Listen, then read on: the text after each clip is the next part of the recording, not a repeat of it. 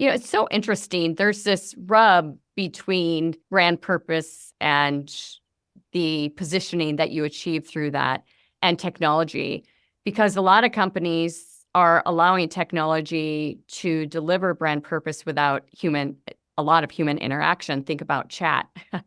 And it's this difficult area of really creating a strong foundation that a lot of companies are struggling with. And what technology takes over, what could be human, driven at the same time. What advice do you have for those brands and those CMOs that are sitting down discussing this very thing?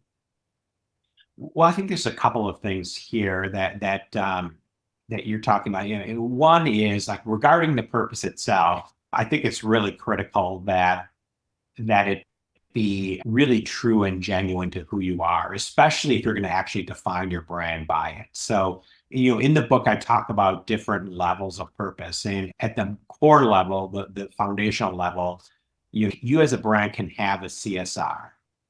And that's fine. A CSR campaign is absolutely fine, right?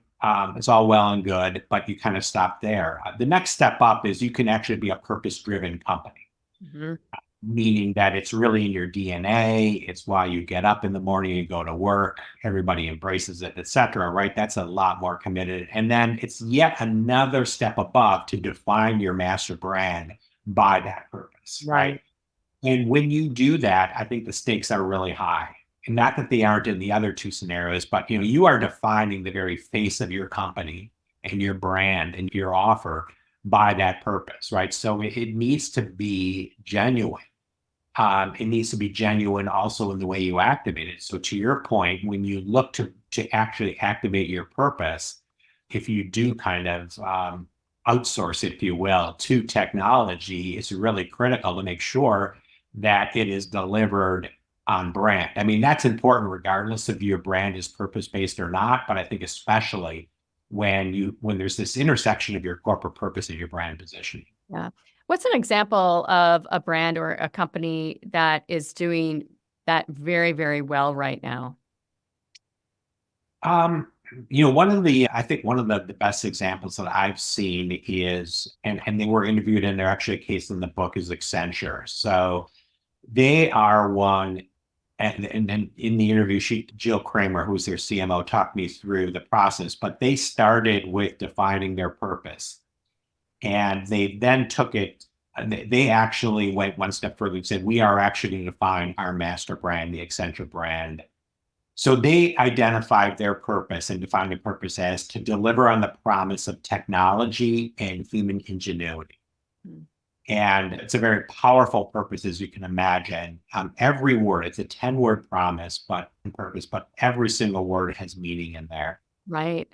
And then they took it a step further and said, we are going to position our brand around it too. And they identified a campaign and a platform called Let There Be Change, right? And as Jill talked about, everybody, all their clients are dealing with change. They're either trying to cope with it or they're trying to affect change in some way, right? Right. And that is very consistent with their purpose of delivering on the promise of technology and human ingenuity. So I thought it was a really interesting example of how three things, purpose, business strategy, and brand positioning, all come together under this one common platform. And as we talked, the purpose, she made clear, the purpose doesn't change, right? That is going to remain the same and enduring for the foreseeable future.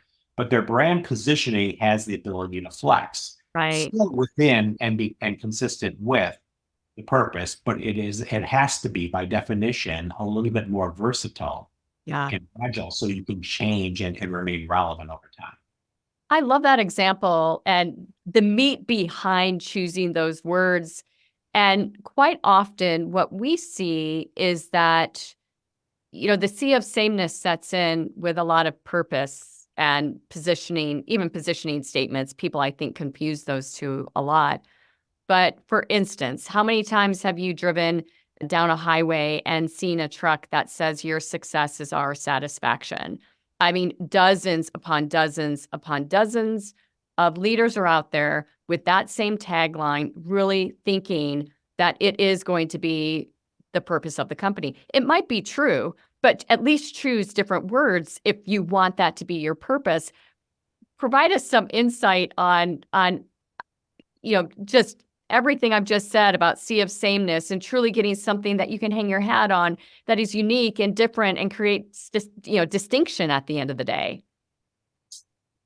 Well, if it's going to be purpose driven, and one of the things I do talk about in the chapter on purpose in the book, there are really, and this isn't my IP to be totally upfront. It's actually from a Harvard Business Review article that I refer to in the book, but there's really three sources of purpose: culture, competence, and cause. So, to your point, that slogan that you just rattled off, I'm not sure it necessarily fits into any one of those three. I'm not criticizing the slogan, although I do think it's kind of generic, but it's fine, but I wouldn't call it a purpose, right? A purpose is your culture. So that is the way you do business. Yeah. So Mars has a purpose that is culture inspired, and they're the company Mars, and that is the world we want tomorrow starts with the way we do business today. They have a very specific culture and the way of doing things, and internally, and the way they relate with customers and partners and so forth. There's competence, right? Competence is about what you do well, what you do better than anyone else. So the great example there is Walmart, saving people money so they can live better. Right. Arguably nobody, certainly nobody in the retail space, is better positioned and has more competence in that area, right? So that is a purpose that they can actually deliver on. I also talked to Abbott, the chief marketing officer of Abbott, and she talked about life to the fullest. Yeah.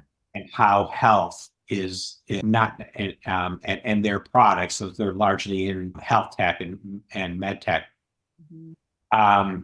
how those actually enable you to live life to the fullest. They're a means to an end.